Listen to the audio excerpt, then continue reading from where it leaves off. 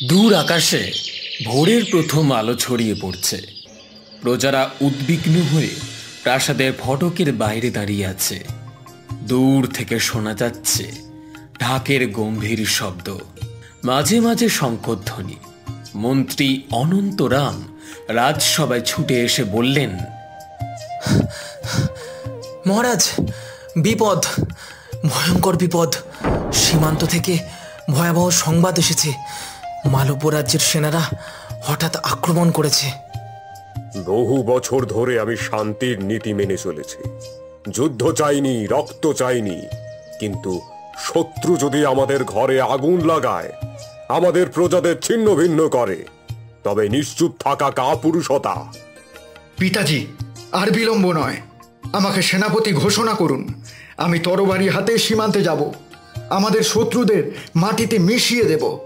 যুদ্ধ ছাড়া আর কোনো উপায় নেই। যুবরাজ, যুদ্ধ কেবল বাহুবল নয়, যুদ্ধ মানেই রক্তক্ষয়, দুর্ভিক্ষ, শোক। রাজ্য দুর্বল হয়ে পড়ে। কখনো কখনো কূটনীতি, ধৈর্য আর বুদ্ধি বড় জয় আনে। মন্ত্রীমশাই, আমি অরিন্দম, ক্ষত্রিয় বংশধর। যুদ্ধে রক্তপাত আমার মজ্জায়। রাজকুমারী মাধবীর সঙ্গে আমার বাগদান হয়েছে, তাই এ রাজ্য আমারও গর্ব। যুদ্ধক্ষেত্রে আমাকে প্রমাণের সুযোগ দিন। অরিন্দম, যুদ্ধ দিয়ে সব সমস্যার সমাধান হয় না। রক্ত ছড়ানো সহজ, কিন্তু সেই রক্ত শুকানো চোখের জল মুছতে করুণা ও রাজনীতি লাগে। প্রকৃত শাসকের শক্তি বাহুতে নয়, হৃদয়ে আর মস্তিষ্কে। শাসক যদি দুর্বল হয় তবে রাজ্য ধ্বংস হবে, আর নারী হয়ে তুমি সিংহাসন সামলাবে। ইতিহাস সাক্ষী, রানী শুধু প্রাসাদ সাজায়, রাজ্য নয়। অরিন্দম, ভুল বলছো। নারী সন্তান জন্ম দিতে পারে, তবে রাজ্যও সামলাতে পারে। শক্তি শুধু বাহুর নয়, মস্তিষ্ক ও করুণার। নারী দুর্বল নয়, সে জীবনদাত্রী, সে রক্ষকও হতে পারে।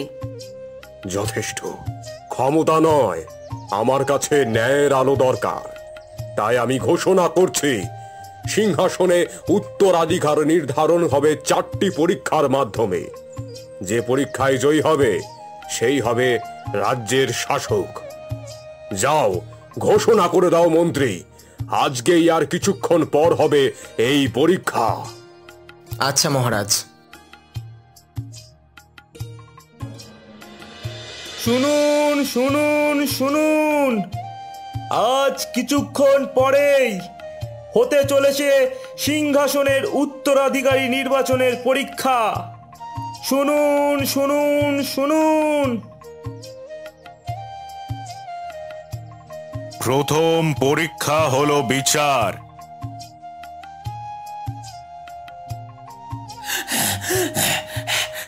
মহারাজ, মহারাজ, মালব্য সেনারা আমাদের গ্রামে হামলা করেছে। আমার স্ত্রী ও সন্তানকে ধরে নিয়ে গেছে। আমি আমি আমি সৈনিক, তাই রাজ্যের রক্ষা করাই কর্তব্য। কিন্তু পরিবারকে না বাঁচাতে পারলে আমার এই জীবন বৃথা। কর্তব্যই প্রথম, সৈনিকের ব্যক্তিগত কিছু নেই। পরিবার যদি তোমাকে টানে তবে তুমি দুর্বল হবে, রাজ্যের সঙ্গে বিশ্বাসঘাতকতা করবে। ঠিকই বলেছেন যুবরাজ, সেনাপতি হতে হলে হৃদয় পাথরের মতো পড়তে হয়। পরিবারের জন্য কান্না করলে শত্রুরা জয়ী হবে। যুদ্ধ মানে ত্যাগ। তোমার কান্না শুধু তোমার নয়, পুরো রাজ্যের। যদি পরিবারকে মুক্ত করা যায় তবে তুমি দ্বিগুণ শক্তিতে যুদ্ধ করবে। যে শাসক প্রজার কান্না শোনে না, সে কখনো প্রকৃত শাসক নয়। তাই আমার প্রথম কর্তব্য বন্দীদের মুক্ত করা। প্রজারা হাততালি দেয়, কেউ কেউ কেঁদে বলে,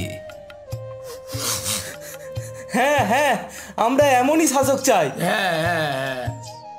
প্রথম পরীক্ষায় জয় রাজকুমারী মাধবী। শাসক কেবল তরবারির ধার দিয়ে নয়, করুণার আলো দিয়েও রাজ্যকে রক্ষা করে। এইবার দ্বিতীয় পরীক্ষা, বুদ্ধি। প্রশ্ন হলো, কোন বস্তু যত ভাগ করা হয় ততই বাড়ে, আর যত লুকোনো হয় ততই নষ্ট হয়? উত্তর শক্তি। সেনাপতি যত ভাগ হয় ততই জয় সম্ভব। রাজশক্তি মহারাজ। রাজা যত তার শক্তি দেখাবে তত বাড়বে, কিন্তু যত লুকিয়ে রাখবে তত অন্য রাজা সুযোগ ওঠাবে। উত্তর হলো জ্ঞান। জ্ঞান যত ভাগ হয় তত বাড়ে, লুকালে নষ্ট হয়। জ্ঞানহীন প্রজা অন্ধ, জ্ঞানী প্রজা অদম্য। ঠিকই বলেছেন রাজকুমারী, আমাদের সন্তানদের শিক্ষার সুযোগ চাই। জয় হোক রাজকুমারীর, জয় হোক জ্ঞানের, জয় হোক রাজকুমারীর, জয় হোক জ্ঞানের। দ্বিতীয় পরীক্ষাতেও জয় রাজকুমারী মাধবী। দরবারে উত্তেজনা বাড়ে। বীরেন্দ্রের মুখ গম্ভীর হয়ে যায়, অরিন্দমের চোখ লাল হয়ে ওঠে।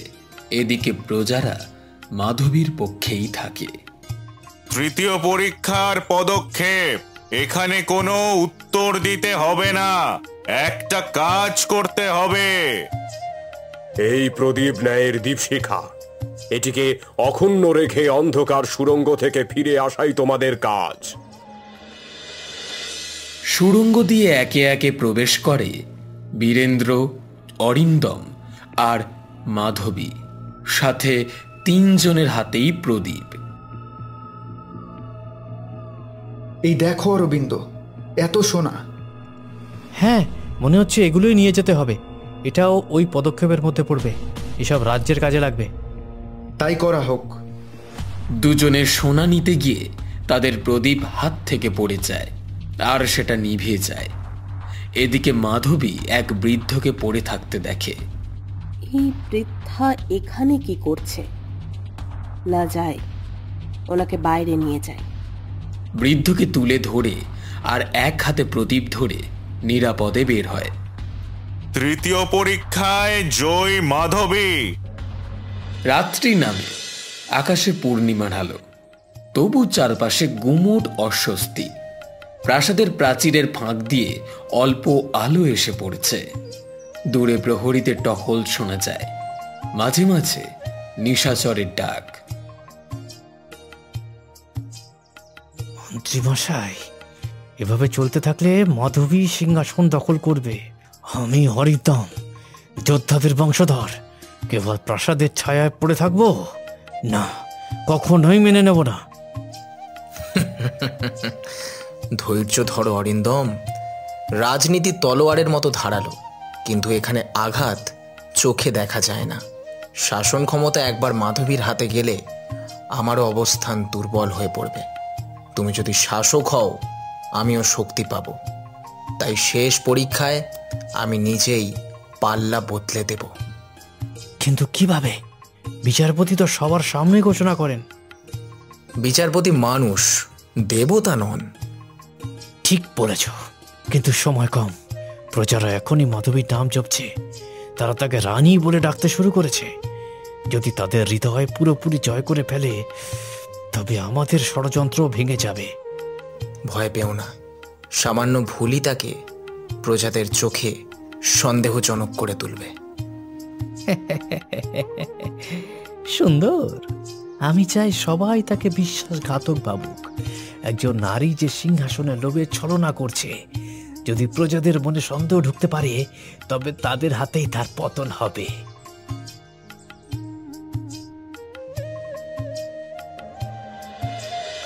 সকালে সূর্যের আলো পড়ে ঝলমল করছে রাজসভা।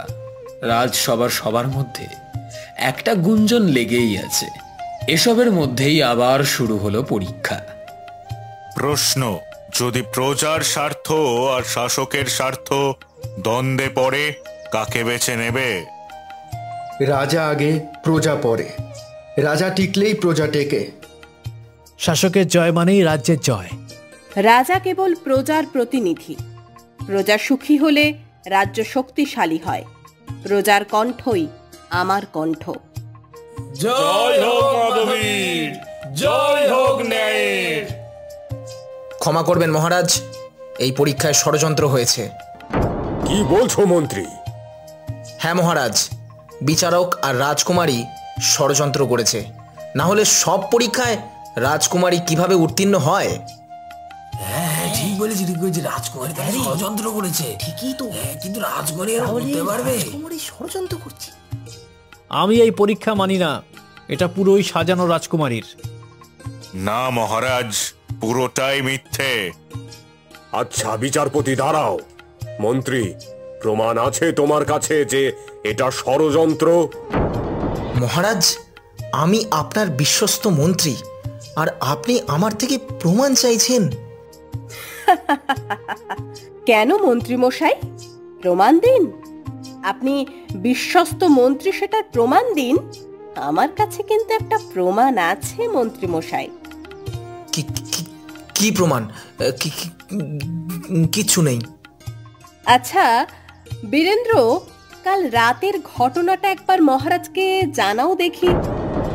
অরিন্দম ক্ষিপ্ত হয়ে তলোয়ার বের করে মাধবীর দিকে ধেয়ে যায়। সৈন্যরা ঝাঁপিয়ে পড়ে অরিন্দমের ওপর। মহারাজ, কাল রাতে আমি মন্ত্রী মশাই আর অরবিন্দকে ষড়যন্ত্র করতে শুনেছি রাজকুমারীর ওপর। হ্যাঁ, আমিও পরীক্ষায় উত্তীর্ণ হতে পারিনি বলে একটু অভিমান হয়েছিল, কিন্তু মহারাজের প্রতি নিষ্ঠা আমাকে কখনো খারাপ কাজ করতে দিতে পারে না। তলোয়ার দিয়ে রাজ্য শাসন হয় না অরিন্দম। প্রজার চোখের জল মুছে দেওয়ার আলোই প্রকৃত শক্তি। রানী মাধবীর জয় হোক, ন্যায়ের দীপশিখার জয় হোক। মন্ত্রী, আর কিছু বলতে চাও নাকি? কে আছো, এদের দুজনকেই বন্দি করো। অরিন্দম ও মন্ত্রী অনন্তরাম বন্দী হয়। আজ প্রমাণিত হলো সিংহাসন ক্ষমতা নয়, দায়িত্বের আসন। রাজকুমারী মাধবী ন্যায়ের দীপশিখা রক্ষা করেছে। আমি আজ ঘোষণা করছি, চন্দ্রকেতু নগরের নতুন শাসক হবেন রাজকুমারী মাধবী। আজ থেকে এই রাজ্যে সত্য, করুণা, প্রজ্ঞা ও সাহসের শাসন চলবে। রানী মাধবীর জয় হোক, ন্যায়ের দীপশিখার জয় হোক। এই দীপশিখা আমি কখনো নিভতে দেব না। প্রতিটি প্রজার কল্যাণে আমার জীবন উৎসর্গ করব। এই সিংহাসন হবে আমার কর্তব্যের প্রতীক।